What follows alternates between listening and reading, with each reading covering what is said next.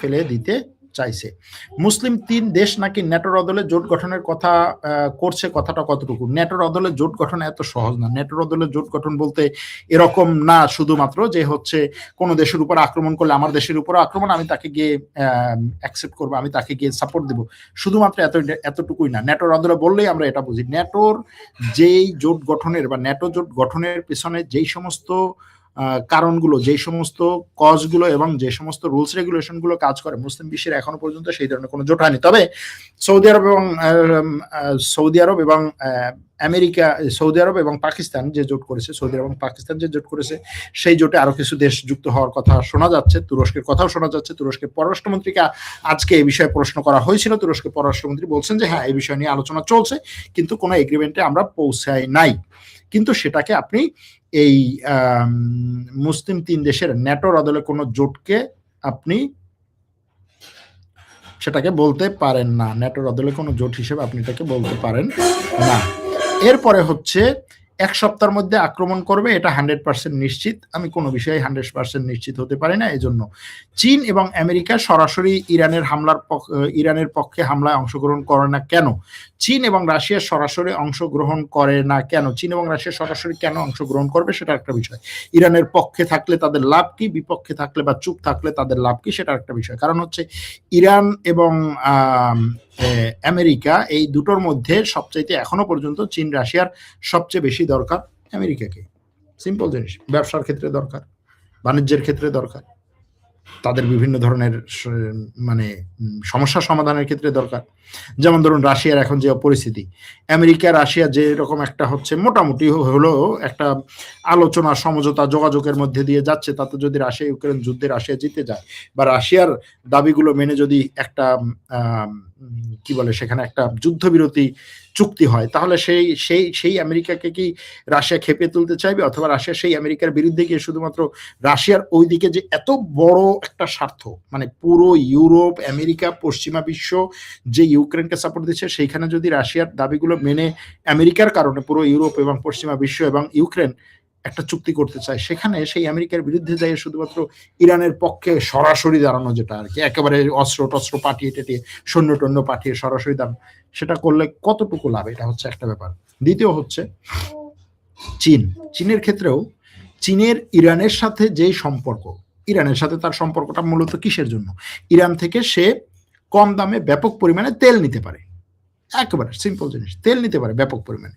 এর বাইরে খুব বড় ধরনের স্বার্থটা কি চীনের? পাকিস্তানের সাথে যেই স্বার্থ তার চেয়ে বড় স্বার্থ। ইরানের সাথে যতটুকু সম্পর্ক, সৌদি আরবের সাথে চীনের কি তার চেয়ে কম সম্পর্ক? সংযুক্ত আরব আমিরাতের সাথে চীনের কি তার চেয়ে কম সম্পর্ক? এরপরেও হচ্ছে ইরানের সাথে চীনের যে পরিমাণ বাণিজ্য, আমেরিকার সাথে চীনের কি পরিমাণ বাণিজ্য? এরকম অনেকগুলো হিসাব এবং ইকুয়েশন আছে, এটা আমার কাছে মনে হয়। এরপরে হচ্ছে আমি আপনার ইউটিউব চ্যানেল খোলা শুরু থেকে এখন পর্যন্ত যত ভিডিও ছাড়ছেন তার প্রায় 95% ভিডিও দেখেছি। আপনার জন্য শুভকামনা রইল। এই দর্শকের শুভকামনার পেছনে অবশ্যই একটা কারণ আছে, সেটা হচ্ছে গতকালকে আমরা আমাদের এই ইউটিউব চ্যানেলে 4 লাখ দর্শকে পৌঁছেছি, 4 লাখ সাবস্ক্রাইবার। 4 লাখ সাবস্ক্রাইবে পৌঁছানোর কারণে আমরা এই সব দর্শক এবং সাবস্ক্রাইবার যারা আছেন, এই 4 লাখ এবং এই 4 লাখের বাইরে, কারণ সাবস্ক্রাইবার যদি আপনার 4 লাখ হয়, আপনার ভিডিও দেখে মাসিক 25 লাখ মানুষ। যেমন আমার ভিডিও মাসে 25 লাখ মানুষ ইউটিউবে দেখে, এবং এটা কোনো কোনো মাসে আরো বাড়ে। টোটাল এখনো পর্যন্ত টোটাল ভিউ যা হয়েছে, সেই সব দর্শককে আমরা আমাদের অন্তঃস্থল থেকে ধন্যবাদ জানাই, অভিনন্দন জানাই।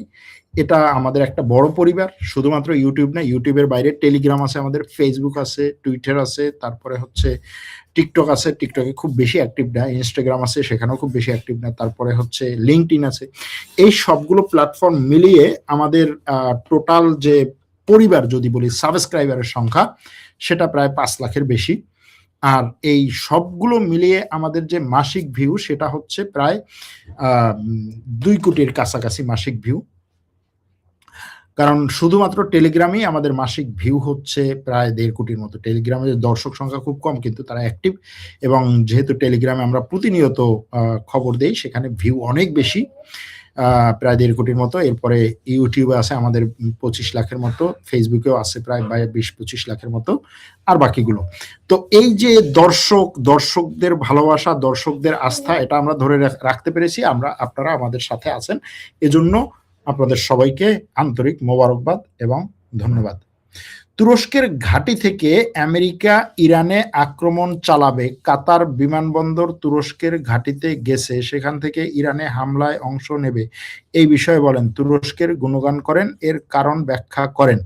তুরস্কের মাটি থেকে আমেরিকা ইরানে আক্রমণ করবে, এটা এই ব্যাপারে আমি জানি না, এর আগে এখনো পর্যন্ত করে নাই তুরস্কের মাটি থেকে ইরানে আক্রমণ।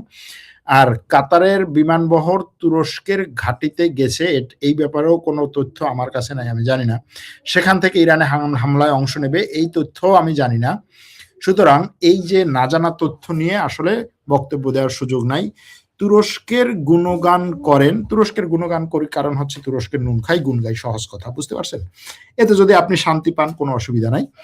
আর তুরস্কের পজিটিভ নেগেটিভ জিনিসগুলো আমি মোটামুটি বস্তুনিষ্ঠভাবে উপস্থাপন করার চেষ্টা করি, সেটাতে যদি আপনার গায়ে লাগে কিছু আমার তেমন করার নাই। বাংলাদেশের নিউজ মিডিয়াগুলো আরো ভয়ঙ্কর এবং বাংলাদেশের জন্য যে আচরণ করে বিদেশের জন্য সেই একই রকম। আমেরিকা থেকে বাংলাদেশের নিউজ মিডিয়াগুলো বেশি প্রচার করছে। হতে পারে, যখন মানুষ দেখে তখন নিউজ মিডিয়াগুলো বেশি প্রচার করে। বাঙালিরা বিদেশি অপসংস্কৃতি বন্ধ করে দিয়ে নিজের পূর্বপুরুষদের মূল শিখরে ফিরিয়ে আনার চেষ্টা করুন, দেখবেন বাংলাদেশ চিরশান্তির দেশ ও সুসভ্য দেশে পরিণত হবে, এক দর্শক বলেছেন। হামলা কি হবে, কত পার্সেন্ট জানি না, হামলা হবে কিনা কত পার্সেন্ট, তবে যেই সমস্ত আকার ইঙ্গিত আমরা দেখছি তাতে হামলা না হওয়ার সম্ভাবনা খুবই কম। ভাই, একটা গুরুত্বপূর্ণ প্রশ্ন, সুপার পাওয়ার হিসেবে চীন কি আমাদের জন্য সুখকর? না, সুপার পাওয়ার হিসেবে চীন আমাদের জন্য সুখকর না। ইরান কেন পারমাণবিক অস্ত্র বানাচ্ছে না? এটা কি ইমামের নির্দেশ নাকি তাদের অদক্ষতা? যেখানে একটা দেশ ধ্বংস হচ্ছে সেখানে একটা ফতোয়া নিজেদের জন্য জীবনের হুমকির মুখে ফেলেছে। জানি না আপনি কোন ফতোয়ার কথা বলেছেন। সে একটা কথা বলেছিল যে পারমাণবিক অস্ত্র বানানো আমাদের দরকার নেই। এখন এটা ফতোয়া কিনা আমি জানি না, কারণ হচ্ছে ইরানের মধ্য থেকে বিভিন্ন সময়ে অনেক রাজনীতিবিদ, স্পিকার, পার্লামেন্টের স্পিকার, পররাষ্ট্রমন্ত্রী, আরো বিভিন্ন জন অনেক সময় বলে যে আমরা পরমাণু অস্ত্র বানাবোই, এটাই হচ্ছে আমাদের আসল টার্গেট, আমরা সেটার জন্য আগাচ্ছি, আমরা সেটা বানাতে গিয়ে 60% আগে এগিয়েছি, 80% এগিয়েছি, এরকম অনেক কথা ইরানের পক্ষ থেকে বলা হয়। সুতরাং তারা পারমাণবিক অস্ত্র বানাচ্ছে না, বানানোর চেষ্টা করছে না, বিষয়টা সেরকম না। তারা চেষ্টা করছে, কিন্তু এটা দীর্ঘমেয়াদী একটা কাজ, এবং ইসরায়েল সেই চেষ্টাকে ব্যাহত করার জন্য বিভিন্ন সময় সাইবার অ্যাটাক, গোয়েন্দা অ্যাটাক, বিভিন্ন কিছু করে, আপনারা জানেন। ইরান কি নিজেকে কিছুটা সামলে নিতে পেরেছে? রাশিয়া, চীন ইরানকে সাহায্য করবে। এই সামলে নিতে পারার জন্য ইরানের ব্যাপক পরিমাণে নগদ ডলার দরকার, সেটা রাশিয়া, চীন থেকে এখনো পর্যন্ত আসছে বলে আমার কাছে মনে হয় না। তবে বিক্ষোভ কমেছে। ইরানের পররাষ্ট্রমন্ত্রী আজকে বলেছেন ইরানের কোথাও কোনো বিক্ষোভ নাই, ইরানের সব জায়গায় তাদের কন্ট্রোল এবং তাদের নিয়ন্ত্রণ প্রতিষ্ঠিত হয়েছে এবং ইরানের সব জায়গায় সাধারণ জীবন ফিরে এসেছে, এটা ইরানের পররাষ্ট্রমন্ত্রী বলেছেন। কিন্তু ইরান এখনো পর্যন্ত পুরোপুরি আশঙ্কামুক্ত বলা যায় না, কারণ হচ্ছে ভিতরের জনগণ বিক্ষোভ ছেড়ে দিলেও আমেরিকা এবং ইসরায়েল আসলে তাদের পরিকল্পনা থেকে পুরোপুরি সরে যায়নি। এটাও তাদের এক ধরনের ধোঁকা, বিশ্বাস অর্জনের প্রচেষ্টা, হয়তো তারপর আক্রমণ করবে। আসলে আমেরিকার রাষ্ট্রপতি যদি বলে আক্রমণ করব না, তাহলে ধরে নিতে হবে যে সে আক্রমণ করবে, আর যদি সে বলে যে আক্রমণ করব, তাহলে ধরে নিতে হবে যে সে এখানে একটা এই আক্রমণের চেষ্টাটাকে বা আক্রমণের কথাকে মানে সামনে চাউর করে ভিন্ন কোনো স্বার্থ আদায় করতে চাইছে। এক দর্শক বলেছেন ট্রাম্প সবসময় মিথ্যা কথা বলে, আরেক দর্শক বলেছেন সুন্দর আলোচনা। ভাই, আপনার রিপোর্টস কারেক্ট। ইসরায়েলে কি 400 মসজিদ আছে? ইসরায়েল বলতে যদি ইসরায়েলকে আপনি মানে পশ্চিম তীর, গাজা সবকিছু মিলিয়ে বলেন, তাহলে তো ইসরায়েলে 400 মসজিদ আছেই। এখন ইসরায়েল যদি নিজেকে ওইভাবে বলে, অথবা হচ্ছে কোনো মিডিয়া যদি এটাকে এইভাবে প্রচার করে, তাহলে তো হতে পারে। ইসরায়েলে 400 মসজিদ নাই, ফিলিস্তিনে আছে। আগামী ভবিষ্যতের সুপার পাওয়ার চীন কি অবস্থায় আছে? ভালো অবস্থায় আছে। এরপরে হচ্ছে ইস্তাম্বুল থেকে দেখছি, এক দর্শক বলছেন ইস্তাম্বুল থেকে দেখছি, কুমিল্লা থেকে মোটামুটি আমাদের আমি মেবি 2020 সালে মাসুম মাহবুব ওনার লাইভে যখন আপনি প্রথম আসেন তখন আপনাকে দেখলাম এবং তখন থেকেই আপনার ভিডিও দেখতেছি। আমি আপনার ফেসবুক, ইউটিউব, টেলিগ্রামে নিয়মিত ফলোয়ার। থ্যাংক ইউ ভাই।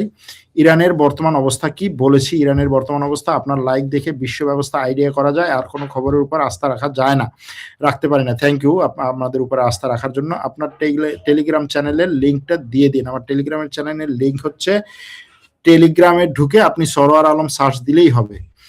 চীন আর রাশিয়া এভাবে চুপ থাকলে ওদের উপরে আর কোনো দেশ বিশ্বাস করবে না। এরা তো সবসময় চুপ ছিল, কে এদের উপরে বিশ্বাস করে বা বিশ্বাসের উপরে হয় কিনা? এটা হয় হচ্ছে স্বার্থ এবং চুক্তি আর বন্ধুত্ব আর হচ্ছে সম্পর্কে, দ্বিপাক্ষিক সম্পর্কের উপরে।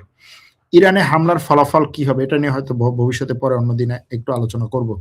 ইরানে হামলার ফলাফল কি হতে পারে? আপনার ভিডিও আমি অনেকদিন ধরে দেখছি, আপনার ভিডিও আমার বাবাকেও দেখিয়েছি, বাবার ফোনেও সাবস্ক্রাইব করে আমার বাবাকে দেখার জন্য সাহায্য করেছি। থ্যাংক ইউ ভাই, অসংখ্য ধন্যবাদ। 24-48 ঘন্টা কতটা গুরুত্বপূর্ণ? অনেক গুরুত্বপূর্ণ। 24-48-72 ঘন্টা অনেক গুরুত্বপূর্ণ।